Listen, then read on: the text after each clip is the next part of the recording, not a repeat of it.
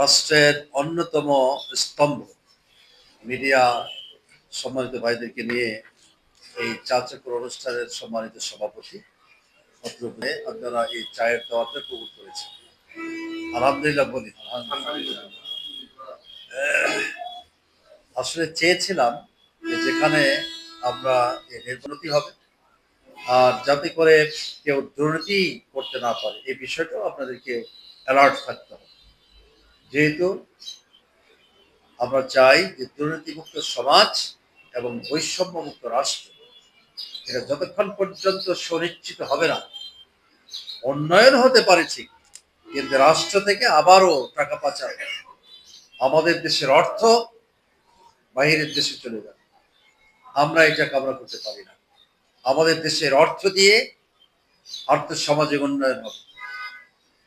এখনো অনেক পরিবার রয়েছে যে পরিবারগুলো সন্তান মেধাবী, কিন্তু তিনি টাকা পয়সার অভাবে, অর্থের অভাবে ভালো কলেজে পড়াতে পারেন না, ভালো ইউনিভার্সিটিতে ভর্তি করাতে পারেন না, এরকম তথ্য আমাদের কাছে আছে। আমরা চাই এই শিক্ষাকে সর্বোচ্চ গুরুত্ব দিয়ে, যাতে করে একজন রিক্সা চালকের সন্তান, একজন ভ্যান চালকের সন্তান, একজন শ্রমজীবী মানুষের সন্তান, তাকে আমরা সবাই মিলে সহায়তা দিয়ে তিনি এই রাষ্ট্রের সর্বোচ্চ বিদ্যাপীঠে লেখাপড়া করার মতো যদি তার যোগ্যতা থেকে থাকে, তাকে সেটা সেখানে পাঠানো দরকার, সে যেই হোক। এটা না হওয়া পর্যন্ত আমাদের দেশ এগিয়ে নিতে পারবো না। No nation can not progress without education. শিক্ষা ছাড়া জাতির মেরুদণ্ড উন্নতি শিখর আরোহণ করতে পারে না। এটা সকলের জন্য প্রয়োজন। এরপরে স্বাস্থ্য খাত, আমাদের এখনো দেখা যায় যে 50 শয্যা বিশিষ্ট 2 উপজেলায়